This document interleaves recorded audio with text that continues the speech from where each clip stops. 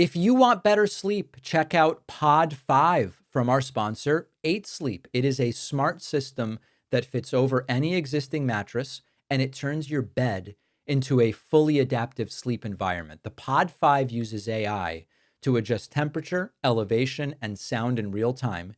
Each side of the bed can cool or heat independently, and the new Pod blanket extends the comfort from head to toe. It can even detect snoring and gently raise your head to help. This has transformed my nights because I'm a hot sleeper. The Pod 5 keeps me cool, so I wake up feeling more rested. Go to 8sleep.com/Pakman and use the code Pakman for $350 off your very own Pod 5 Ultra. Welcome to the show, everybody. I have something to talk to you about today that is a great thing that Democrats are doing. It's rare. It's rare that we have something specific to fight for. It's not a press release. It's not, we are going to file a lawsuit, not ignoring the importance of lawsuits, but this is something real. This is something we can get involved in. This is something we can donate to if we want. And it has the potential to stop the Trump administration in its tracks effectively by taking back Congress, by doing some aggressive redistricting. Now, I'm going to tell you everything that's going on. I will tell you why I think it's a good thing. And maybe you disagree, and you'll tell me why, but maybe you will agree. California Governor Gavin Newsom has launched the most aggressive counterstrike that we have seen against Donald Trump's grip on Congress. What Gavin Newsom has announced is that California will draw brand new congressional maps. These maps will be subject to the approval of California residents. There will be a referendum. If California residents don't want this, then it's not going to happen. And that makes this very different than what Texas is doing. Now, you might be saying, David, I thought you were against gerrymandering. And of course I am. But I'm also against unilateral disarmament, and I will explain in a moment. Gavin Newsom put out a post written in Donald Trump's all-caps style where he declared that these congressional maps will end the Trump presidency. He wrote, quote, Donald Taco Trump, as many call him, missed the deadline. California will now draw new, more beautiful maps. They will be historic as they will end the Trump presidency. Dems take back the House. Big press conference this week with powerful Dems and Gavin Newsom, your favorite governor, that will be devastating for MAGA. Thank you for your attention to this matter. Signed, GN Gavin Newsom. So here's the play. Redraw the maps in an overtly politically partisan way, right? There's no hiding that. Knock out up to 5 Republican seats in California, flip the House back to Democrats in 2026. By the way, we might even see some prominent Republicans kicked out of Congress if this passes. And then what happens? Trump's second term agenda, which is shaky, by the way, is dead. It's dead in the water. We're going to take your representatives and get rid of them. Now, let's be serious for a moment. Let's be sober. I've been against gerrymandering my entire political career. When I was 5 and I moved to the United States, I proudly declared as we land triumphantly and courageously at JFK Airport, I said, I am here and I am against gerrymandering. I was only 5. It's undemocratic. It is a way to rig elections. And neither party should be doing it. But the problem is that Republicans have already decided gerrymandering is their golden ticket to permanent power. Texas trying to add 5 Republican seats. Other Republican states have already done it. The map overall is already gerrymandered by Republicans. Democrats in the House, to get 50% of the seats, depending on the analysis, need 54% of the vote. That's gerrymandered for Republicans. I'm against gerrymandering, but I'm not going to unilaterally disarm. We're going to fight fire with fire. And remember, this is up for a referendum in California. If California residents don't want it, they won't get it. So we shouldn't sit back and say, we're going to be better people. They can gerrymander to high heaven and keep the House and win the House, but we're not going to do anything. We're just going to sit aside. And Gavin Newsom is saying not this time. Now, you don't have to like Gavin Newsom. You might say Gavin Newsom is too far to the right, or he's too far to the left. There's people that say both. Or he's too slick for his own good, or I don't like that hairstyle, or whatever. But he's fighting. And unfortunately, I hate to admit it, that is more than can be said for a lot of Democrats right now. So California's legislature is going to prepare the maps. Newsom has even floated the idea that, well, actually, I'm not even going to get to that, but I'm going to talk about what could happen in other states in a moment. But the point here is, this is not a vague process. Republicans are already screaming about fairness, which is rich coming from the people who perfected the concept of unfair maps, racially biased maps, politically biased maps. But the bottom line is this. If Democrats retake the House in 2026, Donald Trump's supposed unstoppable presidency, his mandate, his unrestrainable agenda is dead. And now many of you will say, isn't this a race to the bottom? If California does it because Texas is doing it, and then that's right. But they've already done it. Since they've already done it, the upside is all on the Democratic side. Kathy Hochul should do the same damn thing in New York. J.B. Pritzker should do the same thing in Illinois. And this can effectively end the Trump presidency. We need people who will fight. If we acknowledge that this presidency is as dangerous as many of us know it to be, why wouldn't we take any legal means necessary or legal means possible to just make it run into a brick wall? So if given the chance, I would end all gerrymandering today. I would end all of it right now. We're not there.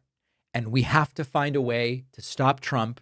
We've got something to fight for. This is something, if you want to donate to the redraw campaign for the ballot referendum, then you can do it.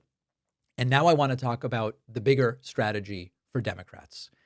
I have been saying for months and months and months, good policy isn't enough when you've got incoherent strategy, messaging that's not connecting with people, and the perception that you're just not really in it for the average working class voter. And so last week, I did a segment very critical of where I see the Democratic Party right now. It was based on my personal experience interviewing Democrats over the last several months. Nice people, but no real coherent plan here. Voters don't reward spreadsheets, soft focus platitudes. They reward clarity and direction, plans that meet the moment, and the gusto to fight, the testicular fortitude, the ovarian fortitude. Most Democrats don't have that. Staffers want pre-cleared questions. Candidates get upset, or elected officials get upset when you follow up with them. And so this entire "we're not Trump" pitch, the technocratic talking points, it's not working.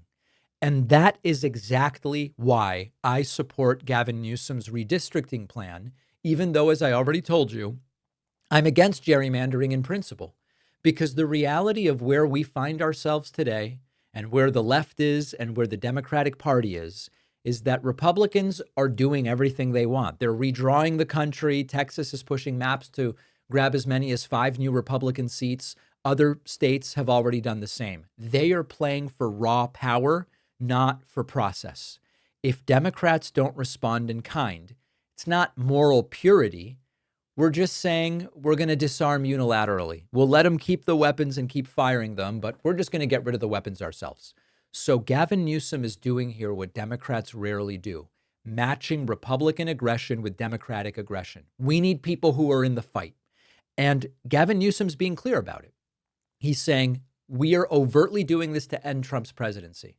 We're going to draw maps that will get rid of Republican seats. They will create Democratic seats. We will win the House, and that's it. That is a moral clarity that we rarely see from Democrats. You could say, I don't like gerrymandering. I'm with you. We should end it altogether. But Gavin Newsom is being clear about what this is. If you don't want that, well, if you vote in California, you can vote against this, right? But this is not jargon. It's not hedging. It's just, here's what we're going to do. It's not ideal, but I believe it's necessary right now. You can oppose gerrymandering and recognize the asymmetry that we are up against. One party rigs maps to entrench minority rule. The other pretends restraint will be rewarded. Both are bad. Rigging maps to maintain minority rule, which Republicans are doing, that's bad. Pretending that by being restrained and taking the high road, voters will reward Democrats, it's not happening. It's not happening. And so we are now going to allow voters in California to decide, is this what's going to happen? So this is the standard that I'm applying. And I wish Democrats would apply it. Number one, we're not going to unilaterally disarm. We're not going to make up stories like they're eating the cats, they're eating the dogs. We're not going to do that. Okay, that's too low. That's just dishonest. But we are going to use the tools that are available, and we're going to claw back seats, hopefully in California. I hope that Kathy Hochul does it in New York. If I interview her again soon, I will encourage her to do it. JB Pritzker we're talking to about being on the show. That's not cheating. That is parody. Number two, we want guardrails, right? So put time limits on the maps, hold public hearings, put it on the ballot, make it a targeted, transparent process, of course. And number three, we do want moral clarity. Say the quiet part out loud. There is an authoritarian nightmare in the White House. If Democrats can retake the House in 2026 by any legal means, then Trump's second-term power experiences significant shrinkage. It'll shrink down to the shriveled size of Trump's hands.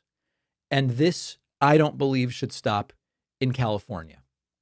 We need other governors and legislatures to do the same responsibly and quickly.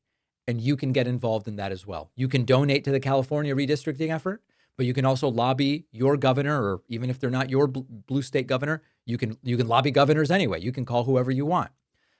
This means we've got to identify winnable ground. Where are Republicans overrepresented because of the congressional maps? And it means making new maps explicitly contingent on Republican gerrymanders and with sunset clauses. And at any point that we want to look again at banning gerrymandering altogether, then I'm with that. And we can restore truly fair representation across the country. In a perfect world, we would have independent commissions everywhere to do nonpartisan redistricting. We don't have it. We just don't have it. We are in a world where one party redraws the battlefield and the other party is writing about norms. It's not going to work, okay? Democrats have a strategy problem, a messaging problem, a courage problem. This is a fight. So let's fight now with guardrails and transparency, or we're going to keep losing to a movement that doesn't care about taking the high road. They don't care about any of it. That's where I am. Agree with me, disagree with me. I want to hear from you. info@davidpakman.com. We are now seeing price shocks almost every single day. I talked to you earlier this week about higher inflation. We talked last week about the declining jobs numbers, and it's getting worse. And the stock market is reacting as of this moment because of what I'm about to tell you. All markets are down. According to new government data, the producer price index jumped by 0.9% in a single month. That is more than 4 times what analysts were expecting. They were expecting 0.2%.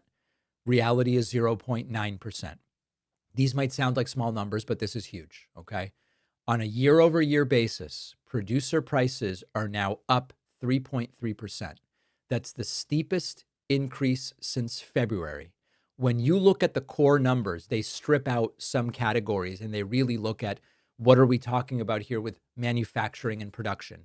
We're talking about a 0.6% jump in July.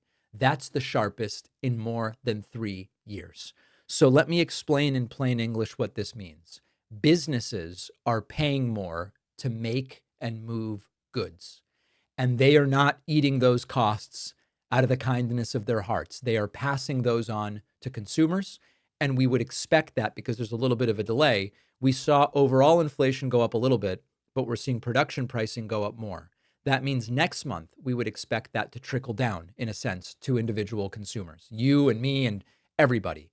And so that's why producer prices are a leading indicator of inflation. They tell you what's coming down the pipeline. And what's coming down the pipeline is even higher prices. Now, this is, of course, as I mentioned, days after the consumer price index showed inflation running hotter, going in the opposite direction that Donald Trump promised. So consumers are already paying more.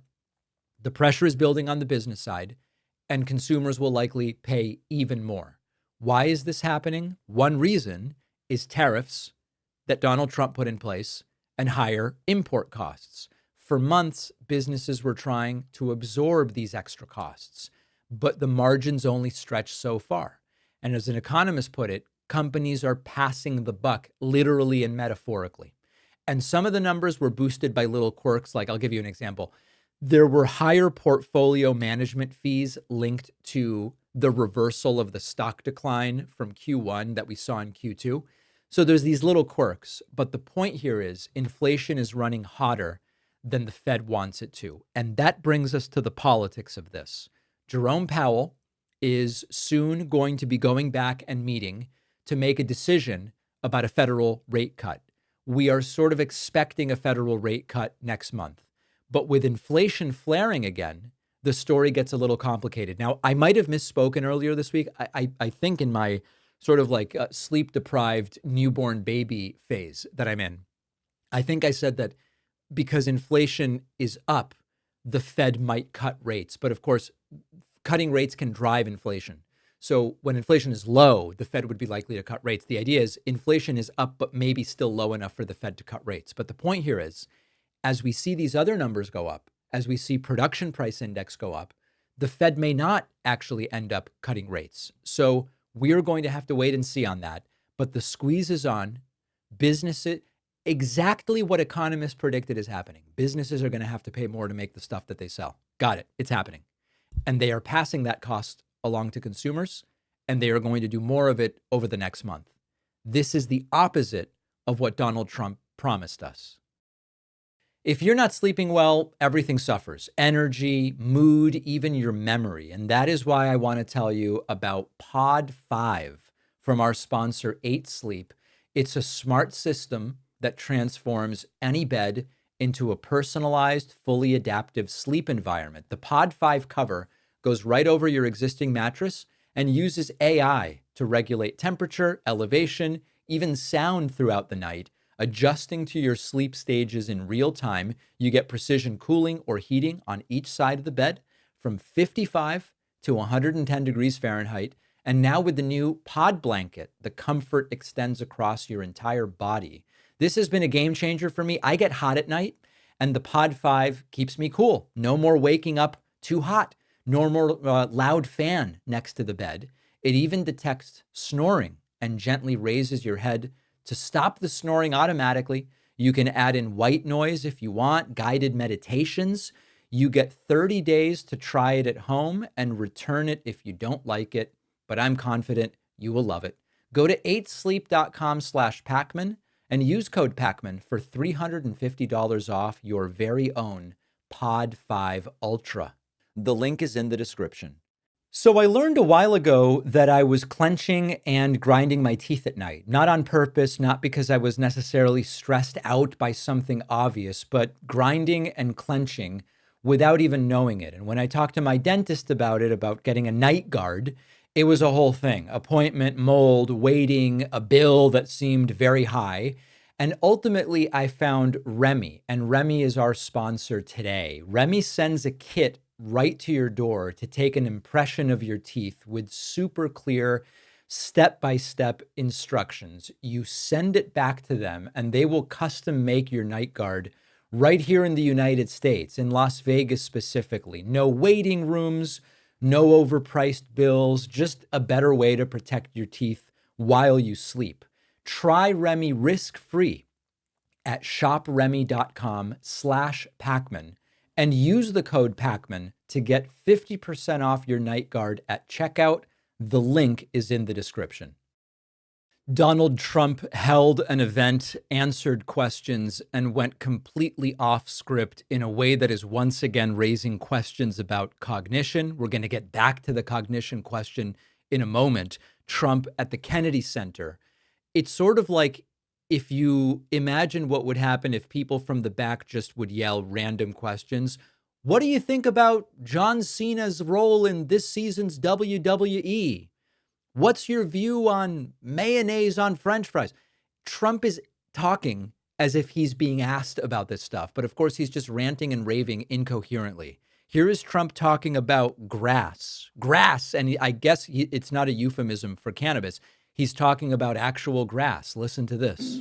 And the lifetime of this grass has long been gone. When you look at the parks where the grass is old, tired, exhausted, we're going to redo the grass with the finest grasses. I know a lot about grass because I own a lot of golf courses, and if you don't have good grass, you're not in business very long, Lindsey Graham. By the way, you have very good poll numbers, Lindsey. I just saw. Congratulations.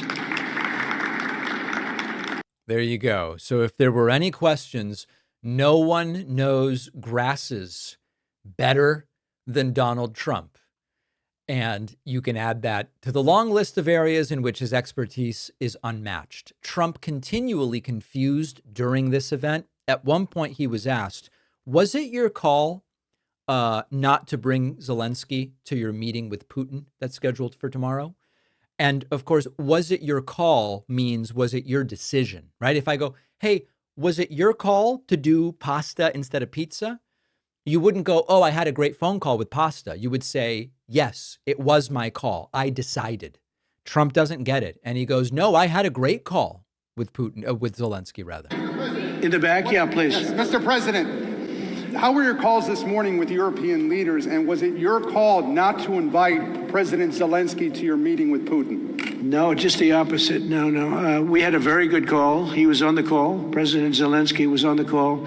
I would rate it a 10, very, very friendly. I know the leaders because I was at NATO, as you know. I took it from 2% to 5%, 2% that wasn't paid, 5% that is paid, which is trillions of dollars in defense capability. No, it was always going to be, I was going to meet with President Putin, and then after that, I'm going to call the leaders and President Zelensky. I'm going to call President Zelensky, and then So I guess he's saying it was his call, or he's not understanding. Every single press conference is just like this. The other really strange thing about these press conferences is that Donald Trump, due to a combination of malignant narcissism and insatiable egomania, he simply seems unable to stop himself from lying about the 2020 election. Remember that he still hasn't accepted that he lost the popular vote in 2016, now 9 years ago. And if he hasn't accepted the truth about 2016, he, of course, isn't going to accept the truth about 2020. And here he is still pushing this stuff. We had a great election in 2020. We won the election by a lot, but it was a rigged election. And we had to wait 4 years, and we waited 4 years. And it's interesting because I got the Olympics and I got the World Cup. I can't claim that I got the 250th. That one's a big one. But I happen to be here. But I got the Olympics, I got the World Cup. And I said, the shame of it is that I'm not going to be president when it happens. And lo and behold, look what happens. We have some bad things took place, and now I'm going to be president for the Olympics. I'll be president for the World Cup, and the 250th is going to be maybe more exciting than both. It's a great celebration of our country. We're going to be using this building for a lot of the celebration having to do with 250 years. And of course, subject repetition is a known and very well documented sign of cognitive decline. A practical matter came up.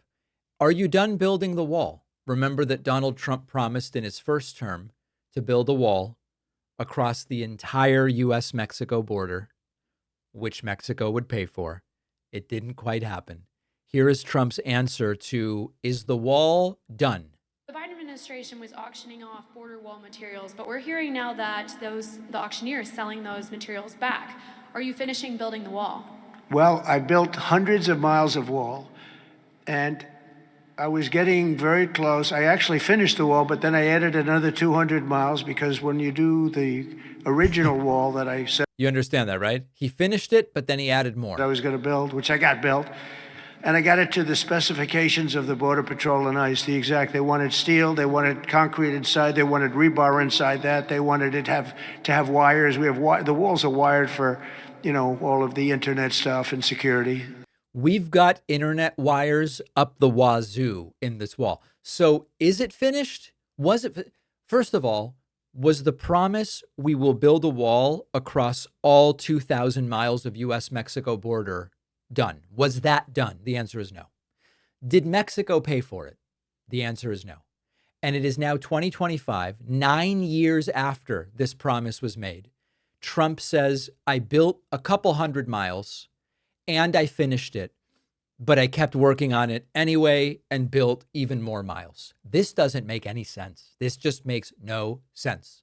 Geopolitical question. Will Russia face consequences if Putin doesn't agree to end the war tomorrow? This is not away in some distant future. If Putin doesn't agree to end the war tomorrow, will there be consequences? And Trump says, oh, yeah.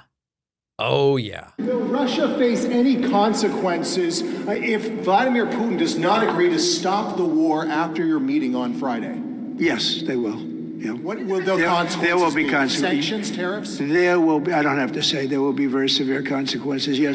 There will be very severe. Listen to what he's saying. I mean, if this were a normal president, this would be a huge deal. If we had a president that did what he says he's going to do, that would be a major bit of news. If Putin doesn't end the war tomorrow, major consequences so severe, Trump doesn't even want to mention them. Call me skeptical. Call me really, really skeptical about this.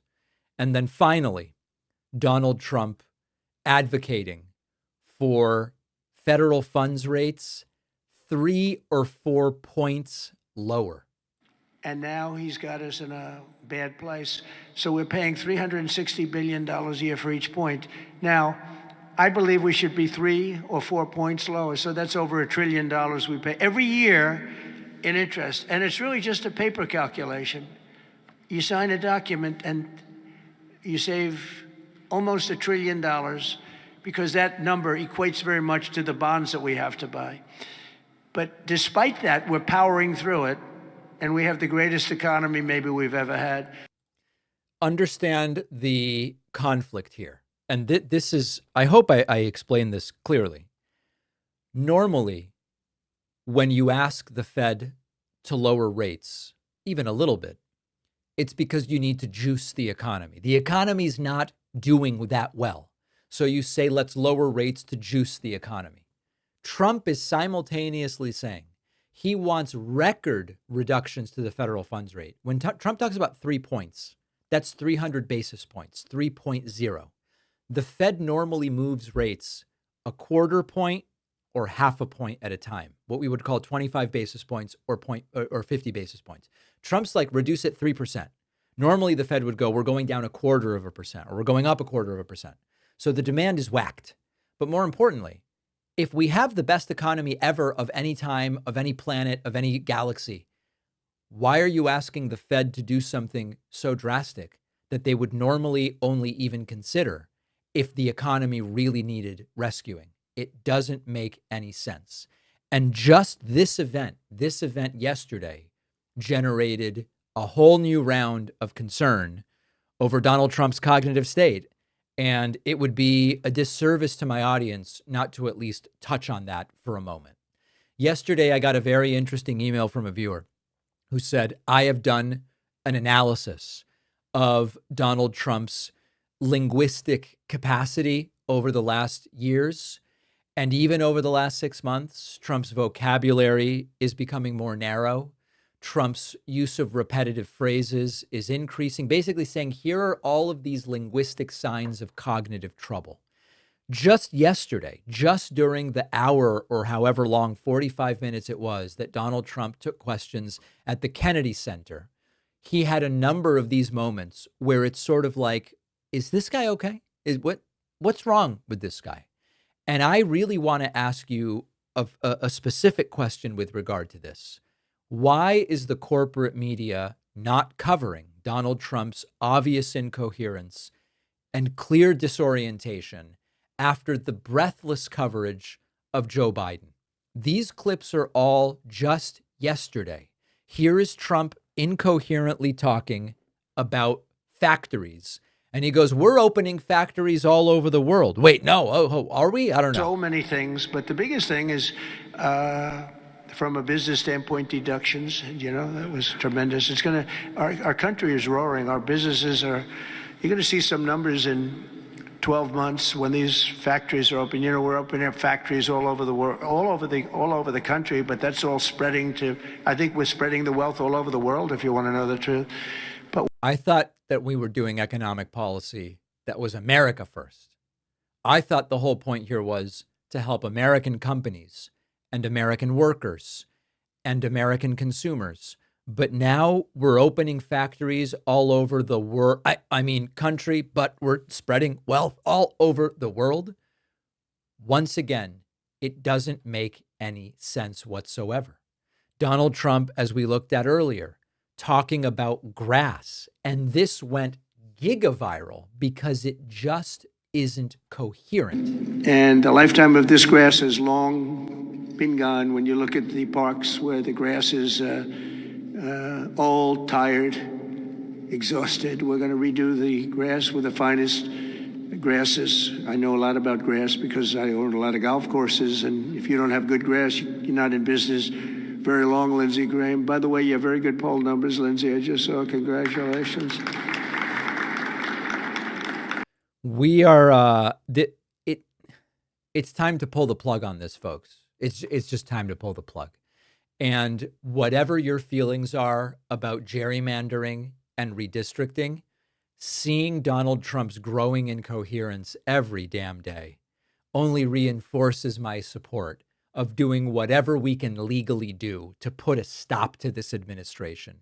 And so it again makes me say, wow, we got to do the redistricting, take the House back, and say no more. You are getting nothing else done. I'm going to have a Substack op-ed about this. Make sure you're subscribed to my site. I'll often talk to my friends about what do we really think is private on our computers and on our phones. And many people believe that their emails are genuinely private. And it turns out that a lot of the email services are looking at your emails and can look at your emails even after you have deleted them, which is why I recommend our sponsor, StartMail, a trusted name in secure email for more than a decade. StartMail is based in the Netherlands. Netherlands is known for very strong data protection laws. Your emails won't be scanned. Your emails won't be tracked. StartMail will block those invasive tracking pixels so you won't be monitored by companies and by hackers. And when you delete an email in StartMail, it is gone for good.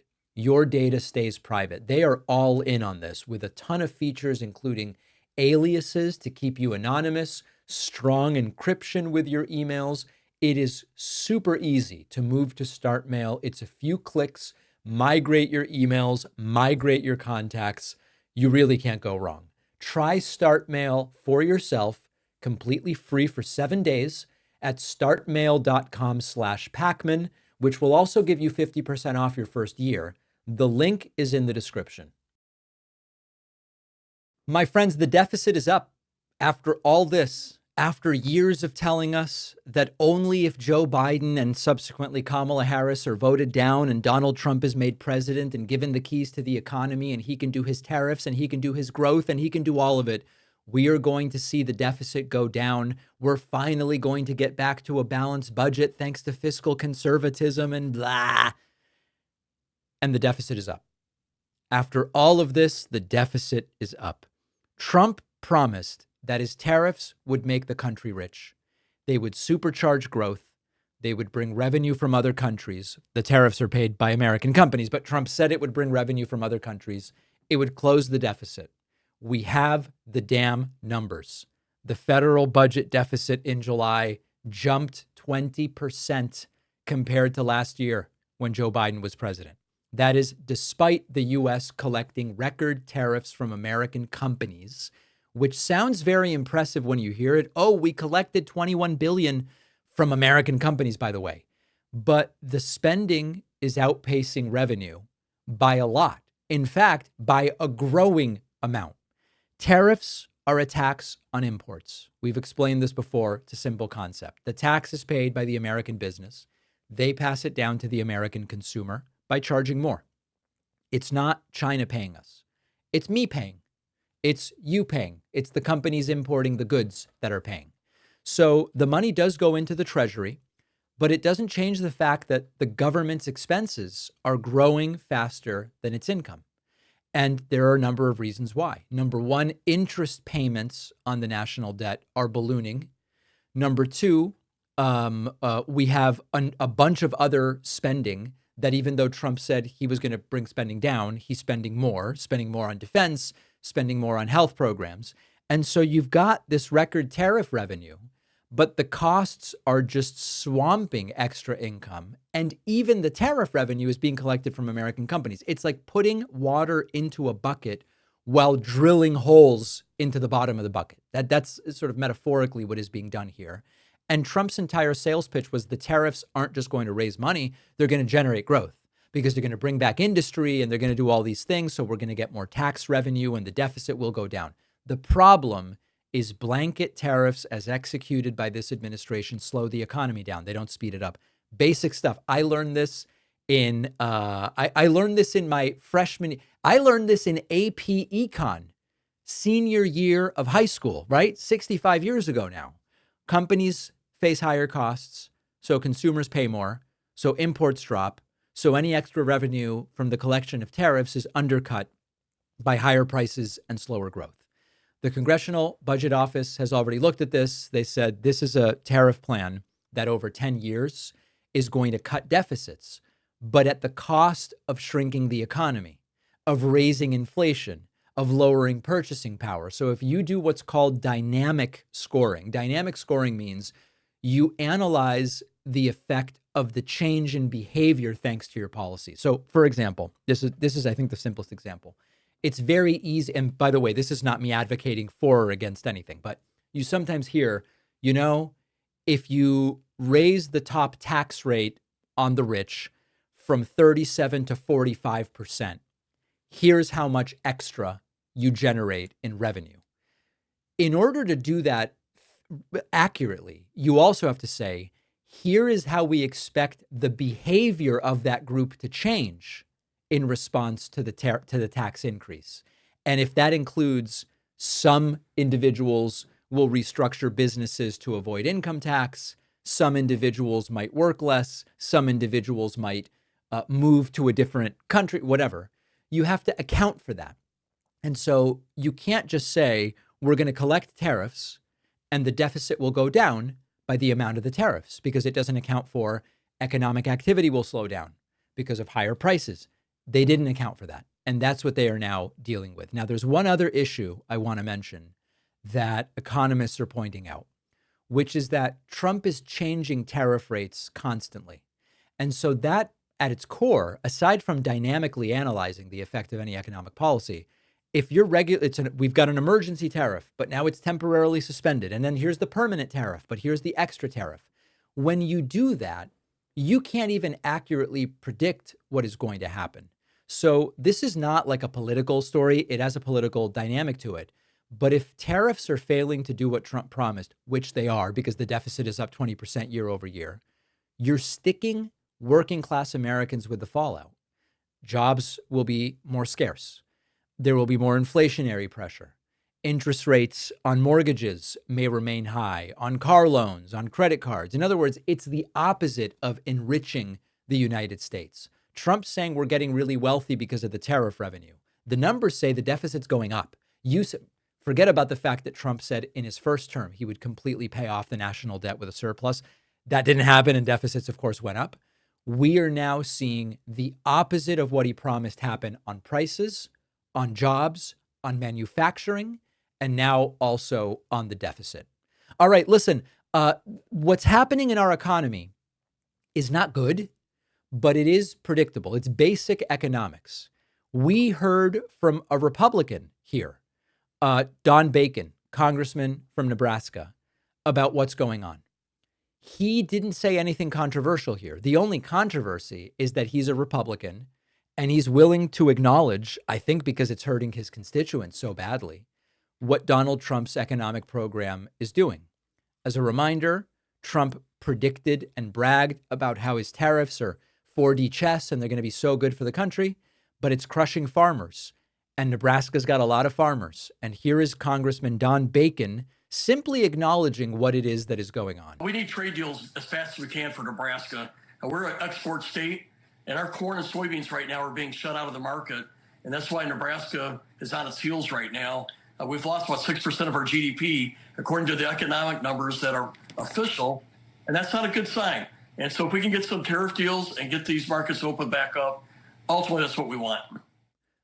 Think about what is happening here. In a sense, 5 or 6%, he says, of Nebraska's GDP has evaporated into thin air because Trump wanted a talking point about being tough on China with tariffs that are paid by American businesses. And meanwhile, the people that are paying the price are the soybean farmers and the corn growers and families that are already struggling to get by. And this is really the core of the problem with Trump's economic brain trust. Number one, out of the expectation that they will be completely loyal to Trump, they don't seriously tell him what the effect of his policies are going to be until it becomes completely untenable. And they just have to go, listen, this is not good. And then he'll go, oh, I'm temporarily suspending tariffs for 90 days or whatever. But the core that tariffs are a punishment for not foreign governments, but for American businesses isn't getting through to Donald Trump. And you've got Republicans here. I mean, this is not Elizabeth Warren from liberal Massachusetts.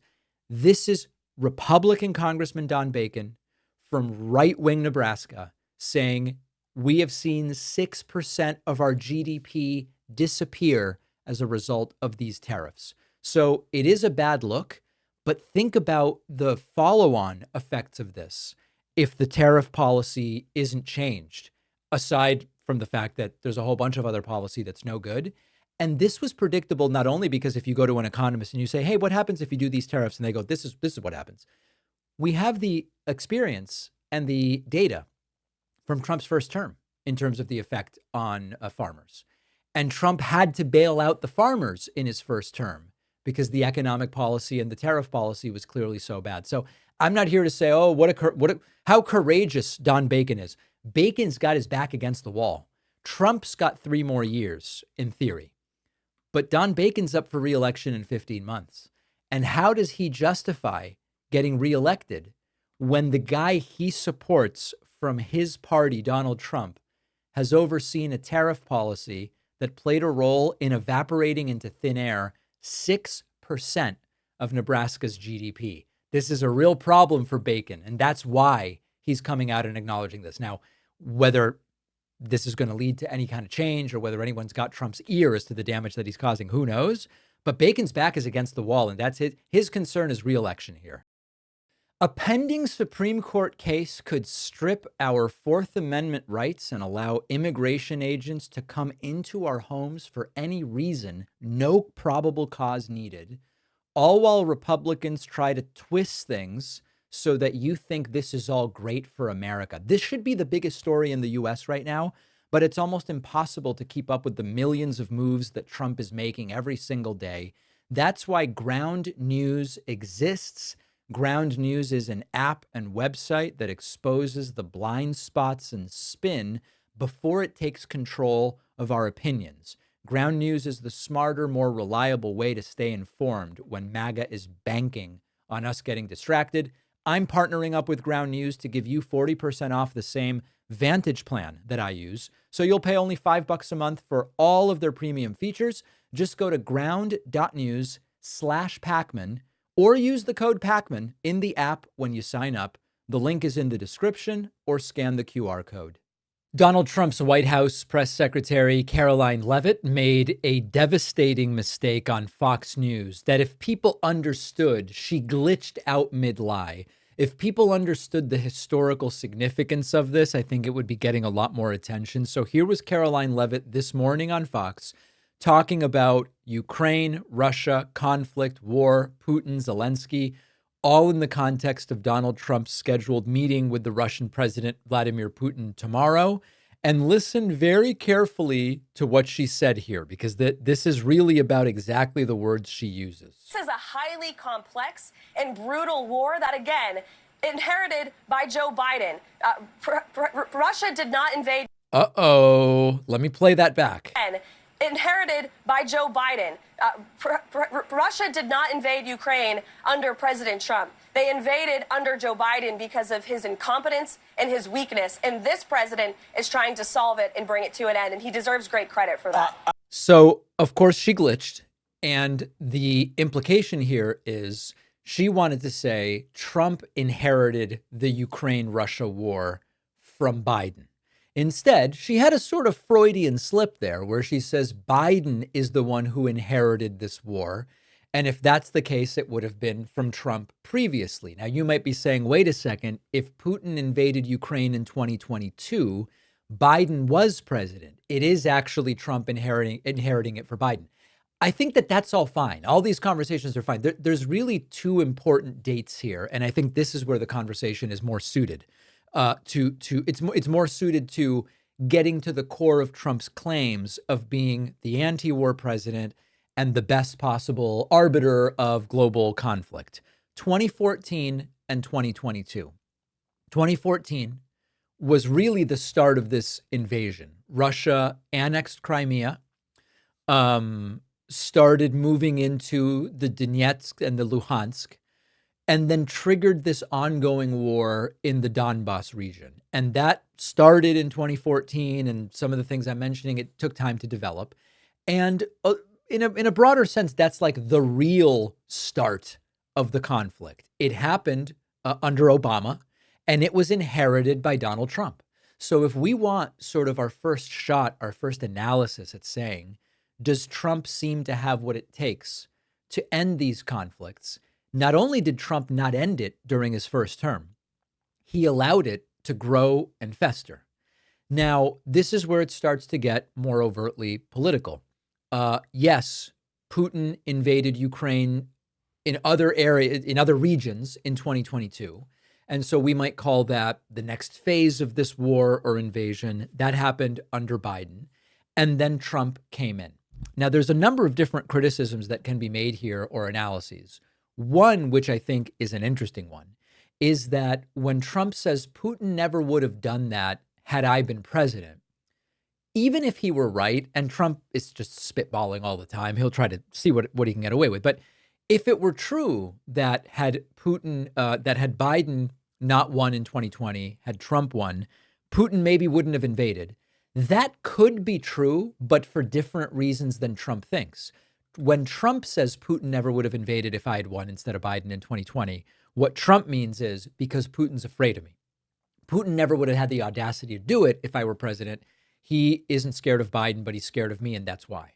But there's another interpretation, which is all sort of up for discussion, but it's equally, at least hypothetically valid, which is Putin might not have invaded Russia. Putin might not have invaded Ukraine in 2022 if Trump were president, because he sees Trump as a manipulatable guy from whom he can get other things without needing to invade Ukraine. So that is a possibility.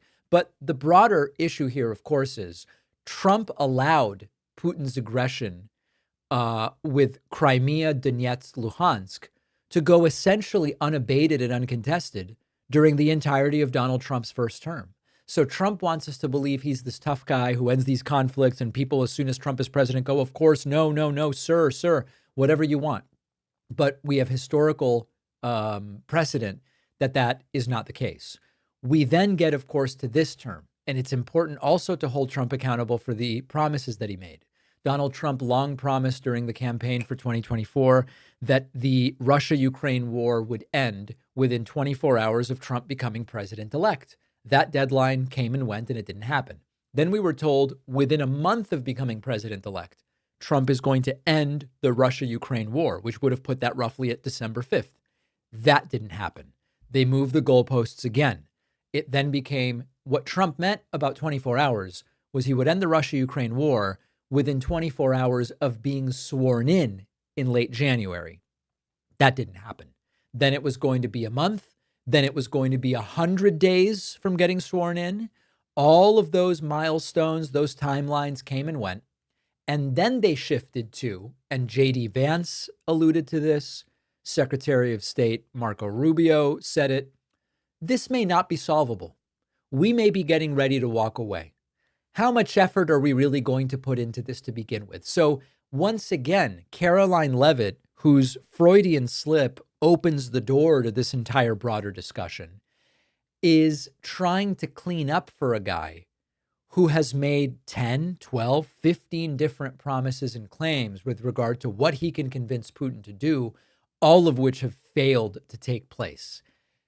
Biden inherited this war, a Freudian slip for sure, but really a much, much broader issue. Now, a couple other moments from this morning's appearance on Fox News. Karoline Leavitt, again, talking about the DC militarization. And interestingly, this is so funny. They both want us to believe crime is so bad in DC that Trump needs to federalize DC police and bring armed vehicles and the whole thing, but also crime's down in DC, and that's thanks to Donald Trump. Both are supposed to be true under Karoline Leavitt. Karoline, I know that the president can do this for 30 days if he notifies the right committees in Congress, which he did. There were some stories the Democrats were spreading the narrative. We don't need the National Guard in there because crime has gone down around 30%, 26%, I think, this past year, and 35% the year before that. And then we heard those numbers might be inaccurate. They might be false. And some people were let go or they were suspended, right, Brian, from their jobs because of it. Can you clear that up for us? Are those numbers correct? Yeah, these numbers are absolutely correct, and we will continue to provide the American public and the press with the numbers because we're proud of these efforts. If the Democrats had their way, there would be hundreds more criminals roaming free in the streets of the District of Columbia right now. There would be hundreds of more illegal aliens who this task force has already detained and arrested, and now they are focused on deporting from our country. Those individuals would remain in the District of Columbia where they would have been free to do more harm, and that's not... I think you get the point. Karoline, is it true that crime is down significantly in Washington, D.C.? Absolutely. And that is a great success of President Donald Trump. Karoline, is it true that crime is up in Washington, D.C., and therefore Donald Trump needs to federalize the police and start busting down encampments and arresting or sending away homeless people? Absolutely. D.C. is completely out of control. Now, I am not naive to the way that the average MAGA might try to bridge this gap. And I want to deal with that head on. They could say, David, you're being kind of silly here. It can be true that crime in DC is down, but it started so high that it still justifies Donald Trump taking the actions that he is taking. And of course, the data completely contradicts that because you simply cannot, if you acknowledge the degree to which crime is down in DC, it becomes impossible to justify taking this action at all. The reason Trump's taking it is because DC isn't a state and it has no governor. It's much easier as a test case for doing this. In other states, you would either need the consent of the governor or you would need to trample the governor. And that, at least for now, is a little bit more complicated, although they did it on a small scale in LA. That wasn't actually federalizing law enforcement, though. It's important to be clear. That was just sending in federal troops, and it's a different thing. So Karoline Leavitt speaking out of both sides of her mouth, and the Fox and Friends hosts let her do it. Finally, here is Karoline Leavitt bragging about Donald Trump's incredible achievements in these short 6, almost 7 months of his second term with regard to ending global conflict. Listen to this. Some of the people in liberal media and liberal circles, people that the president fired, said that the president is going to be embarrassed by Putin. Speak to that. What does the president walk out of a meeting? We know who he is. I'm sure he's not going to tolerate disrespect from Putin, even though he wants peace, right? Right. Well, Lawrence, you're being very kind, and I won't be so kind, and I'll just name some of those people, such as John Bolton, who I think has made a disgrace of himself on television and in the newspapers, claiming that he knows better than President Trump. No, he doesn't, and neither do any of these so-called foreign policy experts who have never solved a foreign policy conflict in their lives.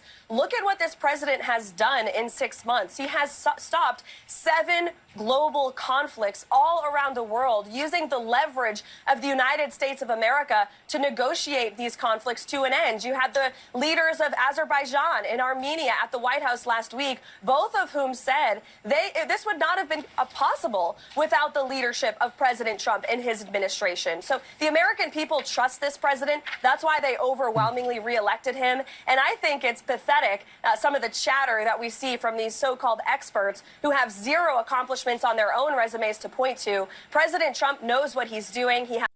Yeah. He has ended so many global conflicts. It's just completely and totally unbelievable.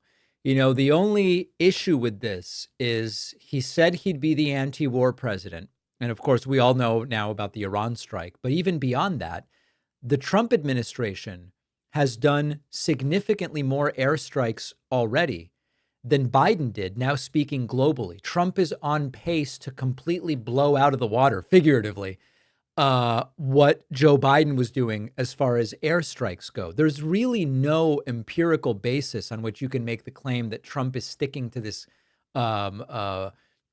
he's in any way adhering to the idea that he's the anti-war president and the one that reduces conflict. And so this is an ongoing propaganda battle at this point in time. The facts belie all of the claims. Deficit's going to be down. Well, the deficit's up 20%. I'm going to be the anti-war president. You bombed Iran and have escalated airstrikes around the world. Tariffs are going to create growth. They're not doing it. Prices are going to come down. Prices are going up. And so we have moved beyond this being a policy battle or an economic battle or a legislative battle. This is simply now a propaganda battle. And it's a propaganda battle, by the way, that there are some people involved in waging who are really not competent. And I want to talk about a couple of those people next.